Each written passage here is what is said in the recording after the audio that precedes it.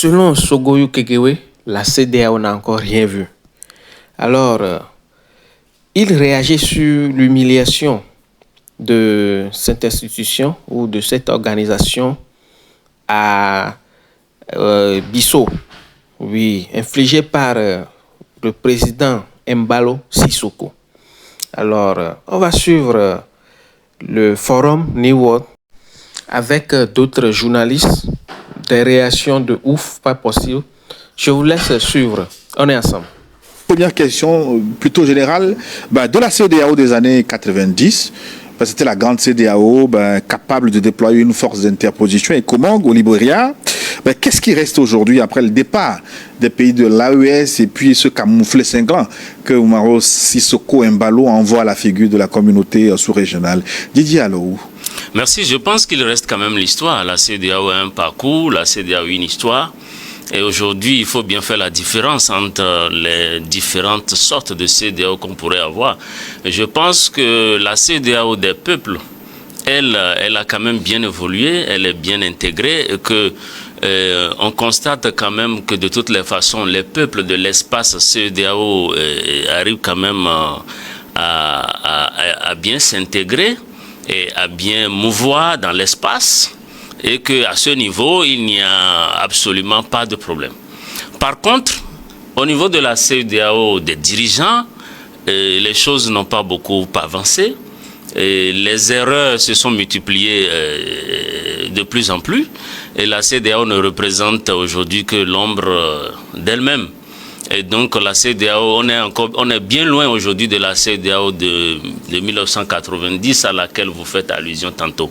Mais je pense que cette CEDEAO qui est guettée par sa plus belle mort, cette CEDEAO aujourd'hui, il faut quand même connaître que son plus gros problème, ce sont les protocoles d'accord additionnels qui sont intervenus dans les années 90 et précisément 93, je crois, à Cotonou, où de la CEDEAO, la première vision des pères fondateurs qui était bien claire. L'intégration économique et sociale. Absolument, cette CEDEAO a été corrompue parce que simplement les Occidentaux cherchaient quand même à prendre le contrôle. Et ils ont réussi parfaitement à prendre le contrôle en forçant la main à nos dirigeants afin d'intégrer donc ces protocoles additionnels. Et depuis ce temps, c'est de déchéance en déchéance. Et aujourd'hui, je pense que la CEDEAO n'a que son histoire à raconter.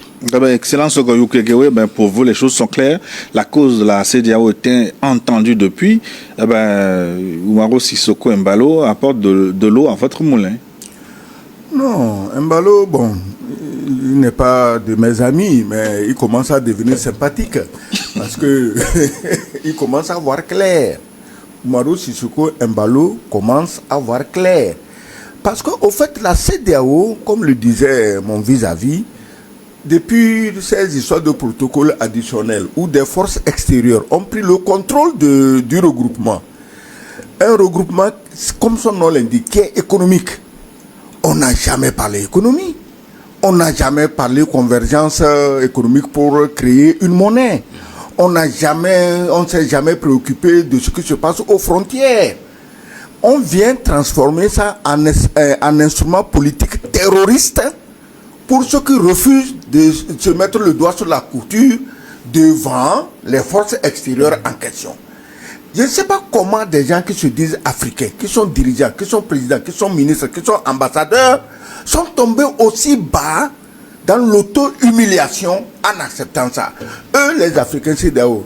Est-ce qu'ils peuvent me dire quelle loi ils dictent en Europe? Rien. Ils ne dictent rien. On vous fait ça en vous disant on va vous aider. Et plus l'aide là vient, plus vous êtes pauvres, plus vos populations souffrent et vous ne prenez pas conscience. Alors, Embalo peut agir comme il a agi parce qu'il connaît parfaitement l'évangile de la CEDEAO. Et l'évangile dit quoi?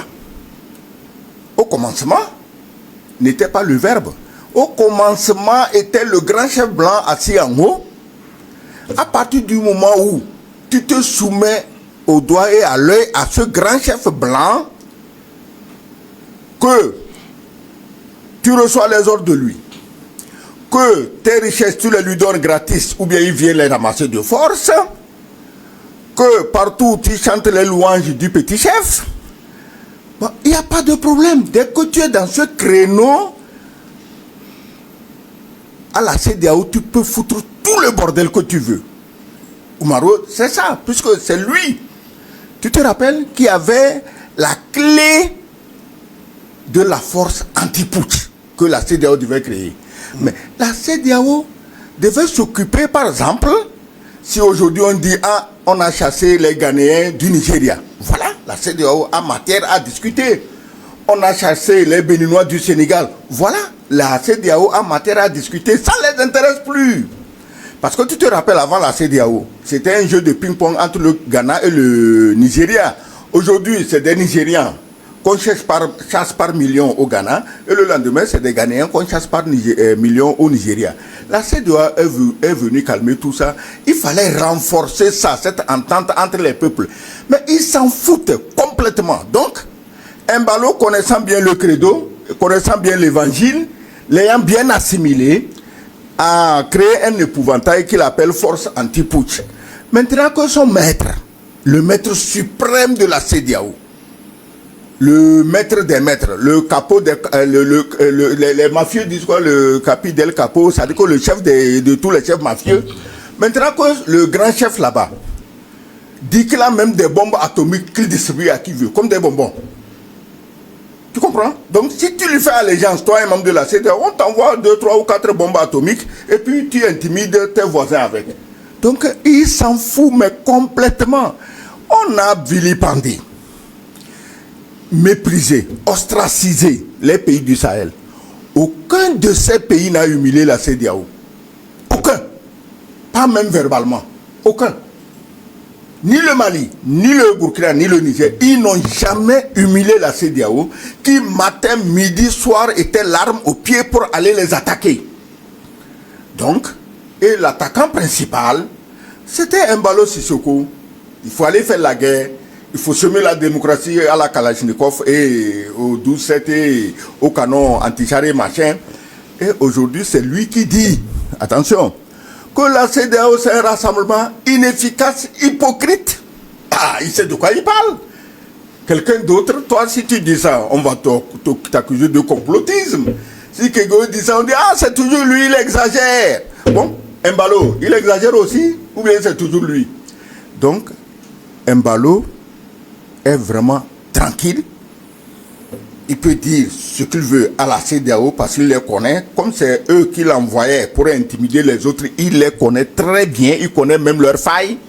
Et il sait qu'un des grands chefs de la CEDEAO, qui lutte avec acharnement contre les putsch, que un des grands chefs est un putschiste invétéré. Guerre civile, on tue les gens, on torture la constitution, on s'installe. Bon, à partir du moment où tu as ces gens-là avec toi, dis-moi de quoi Embalo a peur. Il n'a peur de rien. Alors on lui souhaite la bienvenue dans le cadre de la vérité. Justement, Didier Alaou, sur quel levier s'appuie Oumaro Sissoko Embalo pour défier la CEDEAO? La mission a été carrément renvoyée, oui, sans ménagement. Oui, mais tout à fait. Embalo Sissoko est, si vous voulez, excusez-moi du terme, un membre entre guillemets de la pègre.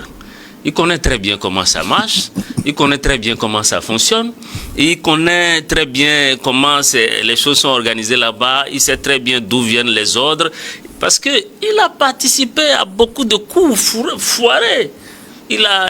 C'est un membre actif, si vous voulez, c'est un numéro 10 dans l'équipe. C'est un type qui a passé tout son temps. Rappelez-vous, après les événements du 23 juillet, du 26 juillet, intervenu en 2020 au Niger. Mais parmi les gens qui étaient très actifs, qui voulaient appuyer sur le bouton nucléaire, mais il était l'un des... C'était un chef peloton, si vous voulez. Donc c'est assez contradictoire de voir le même Embalo aujourd'hui, qui se fout complètement d'une mission quelconque ou d'un test quelconque de la CEDEAO. C'est quelqu'un qui est habitué, il sait comment ça se passe, il sait comment ça s'organise. Donc, c'est sur ce levier-là. Donc, le premier levier, pour répondre à votre question, le premier levier sur lequel s'appuie le président Bissau-Guinéen, c'est sa connaissance exacte du milieu. Il exploite les faiblesses de la CEDEAO. Il exploite les faiblesses de la CEDEAO. Ça, c'est un. Deuxièmement, n'oubliez pas que aujourd'hui, et d'ailleurs, vous avez vu, aucun chef d'État n'a pris la parole. Mais il peut Personne ne lui a rien dit du tout. Ça veut dire, mais vous savez, je cite cet exemple. Vous savez, dans un gang là, quand un des membres est fâché, et il hausse le ton, les autres se regardent et ils essayent de calmer le jeu parce que l'affaire ne doit pas sortir dehors. Voilà. Et donc la CEDEAO n'a même pas intérêt à le menacer parce que si le menace, il va tout mettre dehors. Et puis les choses que nous, on ne savait pas, on sera obligé d'être informé de tout. Donc je pense que il s'appuie sur ce levier, la connaissance de l'organisation. Et il sait comment ça fonctionne. Et la deuxième chose, c'est qu'aujourd'hui, après le départ des pays de l'AES, la CEDEAO n'a pas intérêt à voir de nouveaux membres s'en aller. Déjà que le Togo a affiché sa volonté d'appartenir à l'AES, je pense que la CEDEAO, il ne reste plus rien. Le peu comment je vais dire, ce qui reste de l'organisation est en train de marcher aujourd'hui sur les œufs et ils n'ont pas intérêt. Donc aujourd'hui, s'ils menacent jamais Embalo Sissoko, eh bien, il va tout foutre en l'air et il va rejoindre l'AES et puis et c'est fini, il n'y a plus rien. Sur le fond du problème, la conjoncture politique même de la Guinée-Bissau, que pensez-vous du maintien au pouvoir de Sissoko Umaro Embalo malgré l'expiration de son premier mandat depuis C'est la CEDEAO qui organise ça. Ce genre de comportement, c'est organisé par la CEDEAO. De quelle manière? De la manière où, selon que ta tête est blanche ou rouge, il y a un comportement envers toi. Parce que s'il y avait... Il a dit que c'est une association inefficace et hypocrite. Il y a tout dans ces mots-là.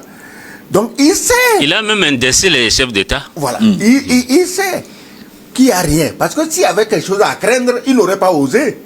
La Guinée-Bissau, excusez-moi, c'est des guerriers, c'est vrai, ils aiment la guerre, ils ont fait la guerre, mais quand même c'est un petit pays comparé à certains mastodontes de la CEDEAO. Ils n'oseraient pas faire ça. Mais il sait qu'aucun d'entre eux, comme tu as posé la question, n'oserait lever la voix. Aucun président. Je mets au défi le premier président qui va prendre la parole dans la CEDEAO pour contester ce que Umaro Embalo fait. Je les mets au défi. On les attend. Parce qu'il a leur dossier, chacun. Tu sors... Tu le critiques, il te sort ta part. Tu le critiques, il te sort sa part. Mais il n'y a pas longtemps, c'est Embalo qui se promenait dans les couloirs de la CEDEAO à Abuja. Et il s'autorisait même à faire des tapes sur le dos des présidents pour leur dire « Ah non, il faut laisser ton histoire de AES, il faut revenir dans... » Il disait ça à des chefs d'État qui n'étaient ni AES, qui n'avaient jamais dit qu'ils sont AES, mais il faisait ça, il se permettait ça, parce qu'il avait le soutien de ces mastodontes de la CEDEAO qui étaient au garde à vous devant le grand chef, le chef des mafieux. Bon, et puis quand tu as la protection, par exemple le capi des capos de la mafia de New York ou de Calabre, mais tu ne crains rien. Tu peux t'exposer même la poitrine face à tes ennemis, ils n'oseront pas. Parce que s'ils te touchent, la mafia va raser leur famille jusqu'au dernier. Même les bébés dans les ventres de leur maman, elle va tout raser. Donc dès que tu as le soutien de la mafia et du chef suprême de la mafia, tu es protégé. Et puis Embalo, il est intelligent le gars. Depuis qu'il est venu. Mais par 2 fois, il a dissous le Parlement. La CEDEAO avait dit quoi?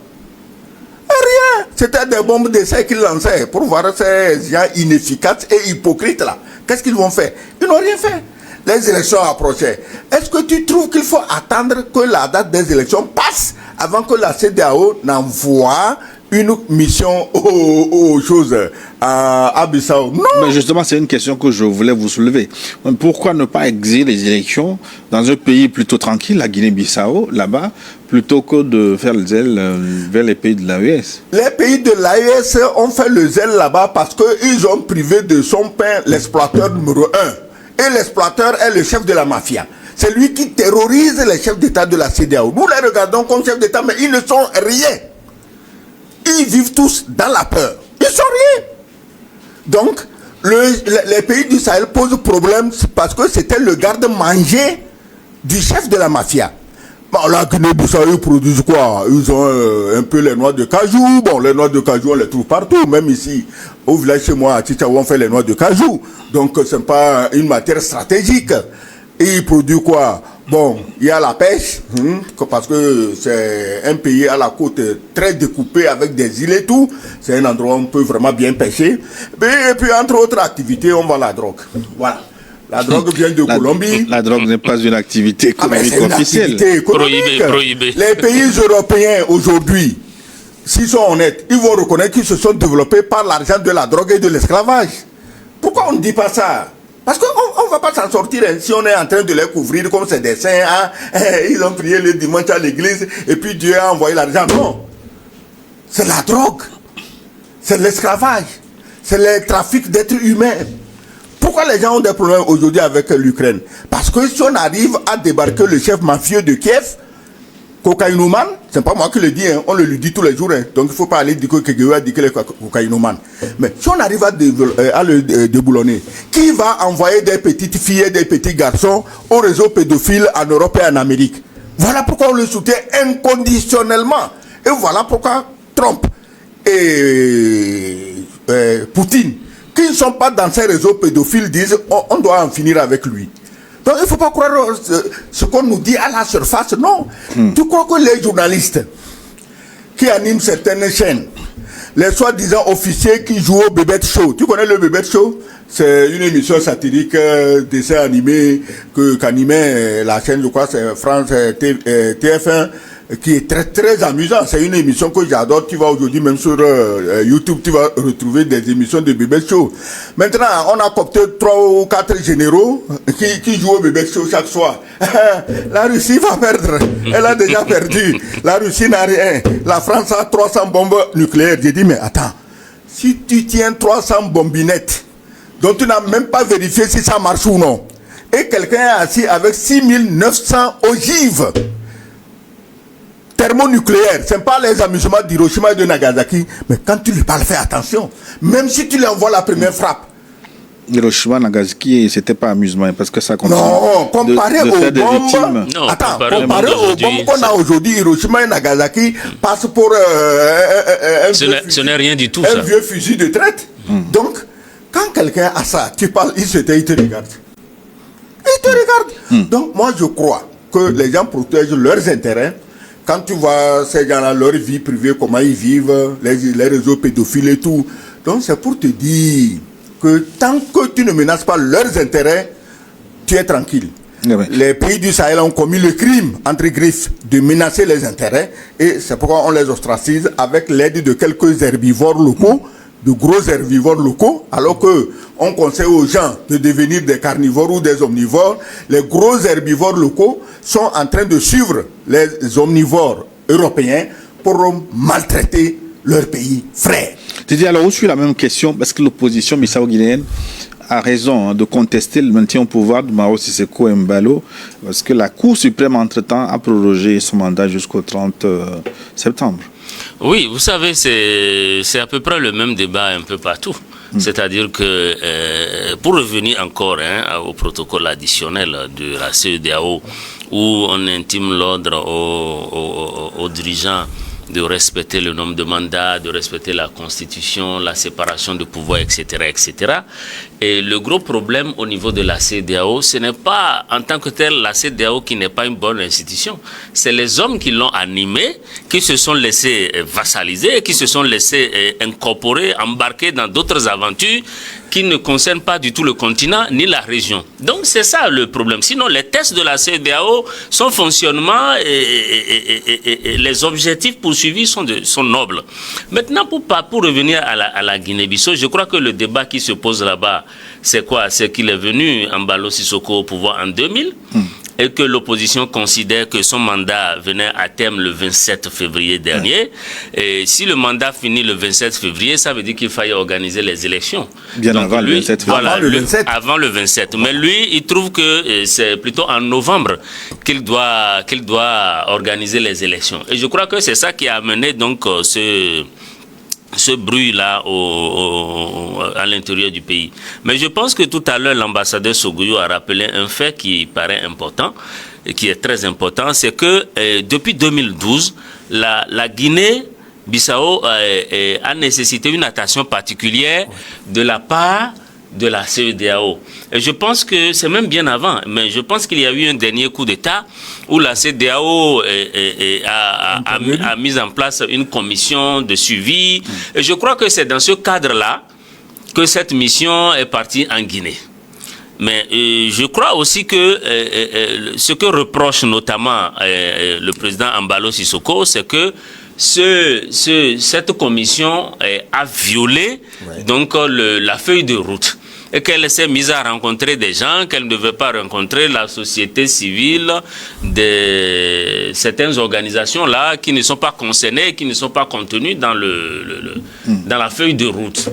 Donc c'est à partir de là que je crois qu'il était même en voyage et quand il est revenu, il les a menacés un peu et puis ils ont quitté le territoire.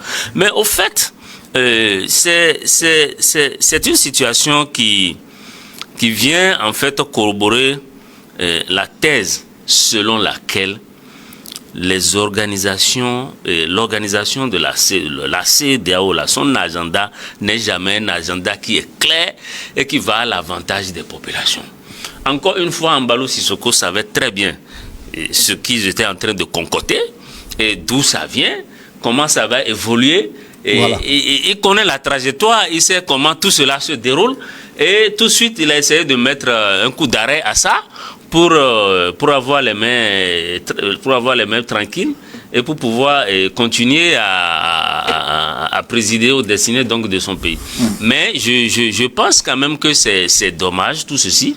C'est dommage dans la mesure où nous sommes à un moment où bien que la CEDEAO elle soit quasiment inexistante et inopérante, elle a quand même besoin de faire peau neuve et de se réorganiser pour maintenant commencer à prendre en compte les réelles préoccupations la CEDEAO ne peut pas se réorganiser. C'est des gens qui ont organisé ça, qui sont quelque part. Si eux ne donnent pas le feu vert pour une réorganisation, la CEDEAO ne peut rien. Mais attends, rendons-nous à l'évidence. La CEDEAO ne peut rien. Il y a des gens qui sont dehors, qui donnent les ordres.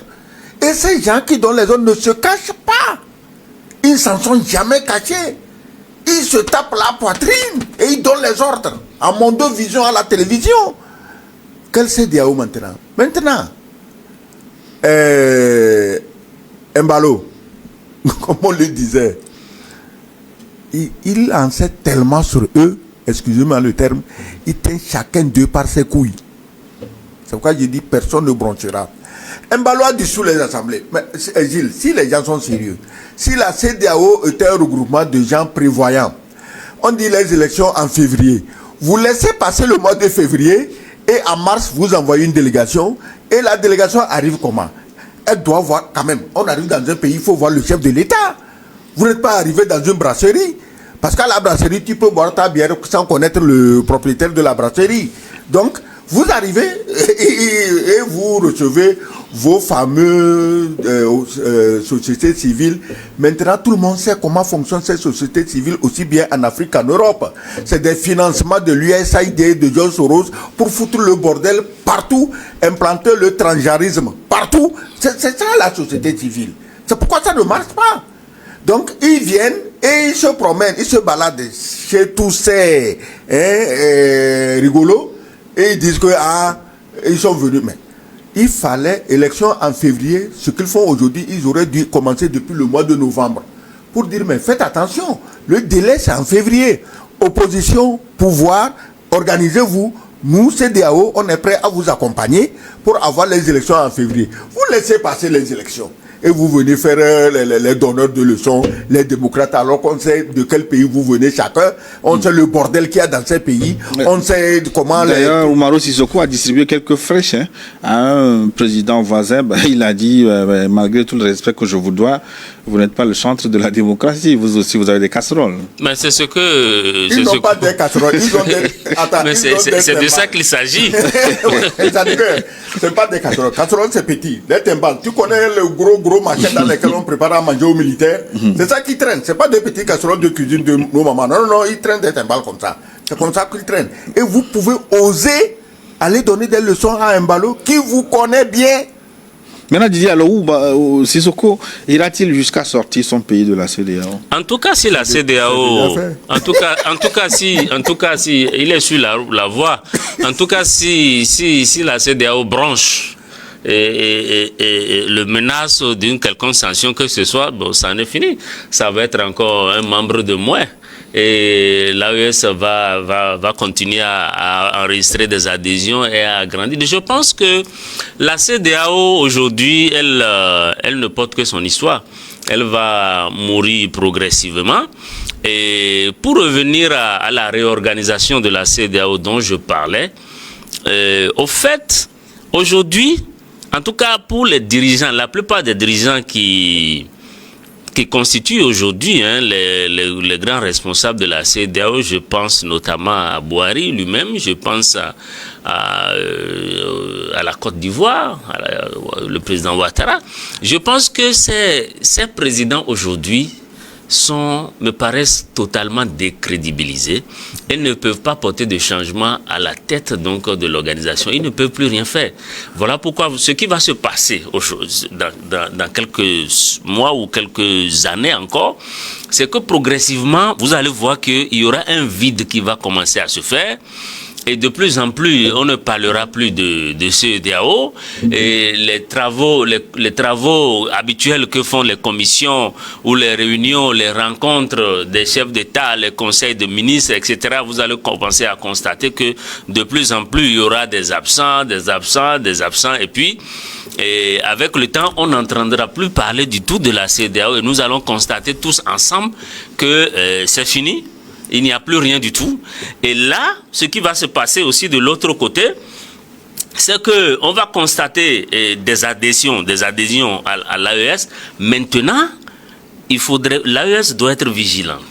Et voilà pourquoi j'apprécie une des conditions qui permettent à un pays d'entrer dans l'AES. Et la condition principale et majeure, évidemment, c'est la dénonciation de tous les accords avilissants. Oui, les accords coloniaux avec les puissances impérialistes. C'est-à-dire que s'il y a des accords militaires, économiques, etc., il y en a beaucoup, on le sait tous, qui maintiennent nos pays dans la domination. Si donc, je pense que les pays de l'AES vont être très regardants pour éviter que l'AES ne devienne un refuge pour des gens qui ne veulent pas se démarquer de leur maître, mais qui veulent, pour certaines raisons inavouées, venir quand même intégrer l'AES pour encore, entre guillemets, semer le bordel, comme on peut le dire. Donc, il faut que l'AES soit très vigilant et que pour les adhésions à venir, que les gens lisent bien les dossiers, comprennent bien le fondement, la nécessité, avant donc d'accepter les adhésions. Pour ne pas répéter les mêmes erreurs que celles de la CEDEAO. Mais bon, vous avez prononcé plusieurs fois la mort de la CEDEAO, mais est-ce qu'elle va vite s'en aller? Parce que deviendront les projets sous-régionaux pilotés sous l'égide donc de la communauté sous-régionale? Il y a plusieurs projets en matière de santé, en matière d'éducation, en matière d'énergie. Peut-être tu en as personnellement profité. Moi, j'ai jamais rien vu. On parle d'une route qui va de Lagos à Abidjan, on l'attend toujours. On en parlait quand elle est en construction. Moi, je connais très bien l'exemple du projet sous-régional d'électricité, le marché régional de l'électricité, implanté au Bénin. Oui, mais financé par qui? C'est ça qui empêche les tenants d'électricité de menacer les autres de coupure matin, midi, soir. Un chantage permanent. C'est ça que ça les empêche. Oui, mais est-ce qu'on va abandonner tous ces projets financés à coût de milliards? Quels milliards? Laisse tomber. Ça dit que il faut commencer à ouvrir les yeux. Tous les pays qui sont développés aujourd'hui, je parle spécialement des pays de l'Asie du Sud-Est, ils n'ont pas attendu un regroupement qui vient installer les lignes électriques, qui vient construire les hôpitaux. Chaque pays se bat. Tu as vu le jeune Traoré, ce qu'il est en train de faire? Il a attendu quelle CEDEAO? Il a attendu quelle aide internationale? Hôpitaux, routes, agriculture. Il a attendu qui? Mais il faut prendre les bons exemples et les appliquer, c'est tout, il n'y a rien à faire. Si vous attendez votre développement de ceux qui ont intérêt à vous maintenir dans la pauvreté, parce que c'est eux qui siphonnent vos richesses, mais attendez, alors pourquoi ils ne sont pas développés? Pourquoi le Niger n'est pas développé? Il fournit au moins 70% de l'uranium de toute l'Europe. Ils sont tous dans l'obscurité là-bas. Pourquoi le Mali, avec son or, son coton, ils se sont développés jusqu'où? Mais des gens sérieux, des gens patriotes viennent, ils disent nous voulons contrôler nos richesses et justement construire nos pays, et c'est eux qu'on diabolise. Mais je ne comprends pas, je ne sais pas, les gens. Ceci dit, vous dites que la CEDEAO, l'AES, il faut que ceux qui veulent aller remplissent tel. Non. L'AES, c'est les peuples qui veulent aller dans l'AES. Les dirigeants veulent, même s'ils veulent, ils ont peur. Parce que si aujourd'hui, tu n'es pas encore dans l'AES et tu laisses supposer que tu veux y aller, mais on t'organise même un coup d'État. Ah oui, il y a des coups d'État préventifs. On en a vu dans d'autres pays. Ce n'était pas des patriotes, mais il y a eu coup d'État. Hein, qu'est-ce que les musulmans disent? C'est quoi? Cacher. Non, ça c'est les juifs. Il y a une expression pour dire que c'est accepté, c'est consommable. Donc, halal. Halal, voilà. Il y a des coups d'État halal. Donc, si toi, tu commets l'imprudence de laisser voir que tu veux aller dans l'AES, coup d'État halal. C'est ça le problème. Donc, c'est les peuples qui doivent montrer leur désir d'aller dans l'AES. C'est tout. Si les peuples montrent ce désir, on sait que si à coup d'État, le peuple ne va pas changer parce que tu as renversé le chef. Eux, ils veulent aller dans l'AES. L'AES, ça veut dire quoi? On ne dit pas qu'on va déplacer le pays pour aller les planter dans le Sahel, ou on va déplacer les populations. Non, ça veut dire un comportement, l'amour de la patrie, la préoccupation du bien-être des populations. C'est ça l'AES. Si tu appliques ça chez toi, tu n'as même pas besoin de dire que je vais dans l'AES. Tes maîtres là-bas sentiront que, attention, le gars là, il est en train de changer. Hein. Maintenant, il donne la priorité aux populations, il donne la priorité à sa jeunesse. Mais maintenant, si, comme je le disais, tu connais l'évangile de la CEDEAO, qui est d'appauvrir ton peuple pour enrichir des parasites, eh bien, ça va. Didier, avec ce qui se passe en Guinée-Bissau, dans l'AES, on doit être en train de boire le petit lait, là. Oui, tout à fait, c'est ce que je disais. Les événements donnent raison peut-être. Bien sûr. Bon, en tout cas, de plus en plus, au fur et à mesure qu'on avance, beaucoup commencent à constater, et ensemble avec même les détracteurs de l'AES, que l'AES, vraiment, c'est un regroupement de pays qui sont jaloux de leur souveraineté et de leur développement endogène. Maintenant, il y a une question que vous aviez posée concernant les projets. Qui seraient en cours dans la CEDEAO. Je pense que la CEDEAO a montré son incapacité et son incompétence notoire à tout point de vue. Que ce soit en matière de gestion de projet, que ce soit en matière même d'intégration. Regardez un peu, après les événements, moi j'étais à Niamey, après les événements du 26 juillet 2023, qu'est-ce qui s'est passé? Tout de suite, des chefs qui sont censés œuvrer pour l'intégration, œuvrer dans l'intérêt supérieur de leur peuple à eux, tout de suite se sont réunis pour prendre des sanctions qui sont complètement illégales, qui ne figurent dans aucun texte de la CEDEAO. Figurez-vous, nonobstant la guerre aujourd'hui en Ukraine, il y a toujours des échanges qui se font entre la Russie et l'Europe. Parce que justement ces échanges-là permettent aux deux populations de survivre.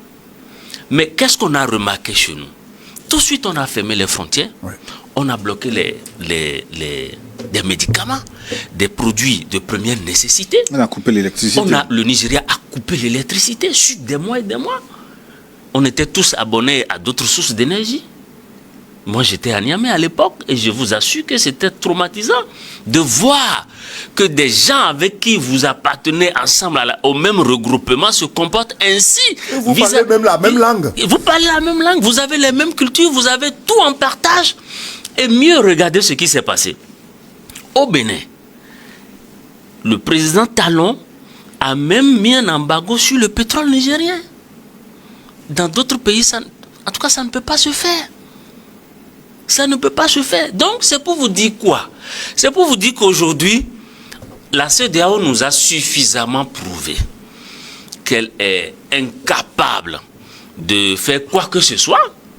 Et donc, on ne peut qu'encourager les dirigeants de l'AES à continuer à travailler, à continuer à séduire à travers de belles actions. L'ambassadeur parlait tout à l'heure, je vois même à l'écran, Ibeka, qui fait de très bonnes choses. Pardon, excusez-moi le terme. Ibrahim Traoré, le capitaine, qui fait de très très bonnes choses dans son pays. On a vu aussi au Mali les choses qui se font. On a vu aussi au Niger. Vous avez vu le général Tiani qui a diminué sur le prix des ciments, qui a diminué sur le prix des hydrocarbures et qui est en train de réformer le secteur des mines, etc., etc. Donc je pense que qu'est-ce qu'on attendait pendant tout ce temps? Vous croyez que si jamais ces pays-là sont restés inféodés à la France impérialiste, vous croyez qu'aujourd'hui, on serait en train d'assister à ces genres de réformes? Pas du tout. Donc, pour ne pas paraphraser un ami avec qui je parlais hier, qui disait, vive la mort de la CEDEAO. Finalement, avec l'affirmation de plus en plus forte des souverainetés nationales, est-ce que le rêve d'intégration de l'Afrique, là, est-ce que ça tombe à l'eau? Est-ce que c'est encore d'actualité? C'est maintenant que des fils courageux de l'Afrique amorcent l'intégration africaine. Des gens qui vont travailler sur les traces de Kwame Nkrumah, qui vont travailler sur les traces de Sékou Touré, qui vont travailler sur les traces de Lumumba, qui vont travailler sur les traces de certains anciens précurseurs qui ont posé le jalon de l'unité africaine. C'est maintenant. Après, les puissances occidentales, toujours en avance sur nous, ont mis sur pied un système pour éclater nos pays. Et regarde aujourd'hui, l'Ukraine devait servir de modèle à la CEDEAO. C'est incroyable. On dirait qu'à la CEDEAO, ils n'ont même pas un journaliste qui lit les journaux pour suivre ce qui se passe ailleurs. Mais regarde, comme il a dit, tout ce qui se passe, mais l'aide pleut sur l'Ukraine. Absolument. C'est tous les pays européens. Mais si c'était en Afrique... Comme il n'y en a jamais eu. Si c'était en Afrique, tu aurais vu un pays comme la France, un pays comme l'Allemagne, allant combattre l'Ukraine pour faire plaisir à la Russie. C'est ce qu'on fait chez nous ici. Mais c'est inimaginable en Ukraine. Vous avez fait ici le fameux G5 Sahel. Ça demandait combien? Il semble $1 milliard de dollars. Mais chaque jour, tout dirigeant européen, quand il met la main dans la poche, c'est au moins 2 ou 3 milliards qu'il sort pour donner à Zelensky. Mais vous avez cherché $1 milliard, vous ne les avez jamais trouvés, jusqu'à ce que votre G5 Sahel meure. Et la CEDEAO est assise là-bas. Les gens continuent à réciter le même credo, les gens continuent à écouter le même évangile du même prêcheur qui prêche la misère, qui prêche l'oppression sur les populations africaines, mais c'est eux que les gens continuent d'écouter. Embalo, tu sais, je t'ai dit que je ne l'aime pas, mais comme il a commencé à écrire l'oraison funèbre de la CEDEAO, on peut l'aider. Parce que ce qu'il fait là, c'est l'oraison funèbre. J'ai dit, la CEDEAO est déjà morte. Absolument. Embalo a entamé l'écriture de l'oraison funèbre. On est là, on va voir. Parce que Embalo n'est pas seul. Embalo, les gens du Sahel là, ils ont les meilleurs services de renseignement. Vous le savez, vous êtes d'accord avec moi. Quand vous écoutez le général Tiani parler, vous savez que le gars, il sait de quoi il parle. Ils ont tellement de renseignements qu'ils savent exactement vers où va tel pays, tel pays, tel pays. Donc, la tendance, je vous ai dit que l'AES a le vent en poupe, que tous les alignements d'étoiles sont en faveur de l'AES. On ne force pas. Fais attention, tu te rappelles Embalo, malgré toutes ces gymnastiques, d'un palais à l'autre en Afrique pour prêcher la bonne nouvelle de la CEDEAO, il s'est retrouvé où un jour? À Saint-Pétersbourg, il ne s'est pas arrêté là-bas. À Moscou, il ne s'est même pas arrêté là-bas. Et il a continué où? À Sochi, ça dit que, bon, tu m'excuses le terme, c'est l'entrée du lion, c'est chez Poutine. Et il est allé même chez le Tchétchène Kadyrov, ce que les pays de l'AES n'ont jamais fait. Donc ça déjà devait faire réfléchir les gens pour savoir que Embalo sait que s'il veut sortir de la CEDEAO, ils vont lui faire la peau. Et il était en train de chercher ceux qui peuvent le protéger contre les tueurs professionnels de la CEDEAO. Ce n'est même pas la CEDEAO qui tue, on sait qui tue au nom de la CEDEAO. Depuis les fameuses indépendances, plus de 100 ou combien de coups d'État en Afrique, on a accusé tel général, ces généraux, ces capitaines, ces colonels, c'était des faire-valoir. Ils n'ont jamais fait du coup d'État. Ils n'ont jamais tué leur président. On sait qui tuait les présidents et leur faisait endosser ces crimes horribles, hein, pour faire reculer l'Afrique et nous maintenir dans la misère. Alors, Sissoko Mbalo, il n'a aucun remords, hein, parce que... remords de quoi? Ben, finalement, parce qu'eux, ils demandent des excuses publiques de la CEDEAO. C'est quand même gros, la Guinée-Bissau. Oui. Et pourquoi ils demandent des excuses publiques? Parce que la CEDEAO ne s'est pas comportée comme une organisation normale, connaissant le droit, les règles des relations internationales et la diplomatie.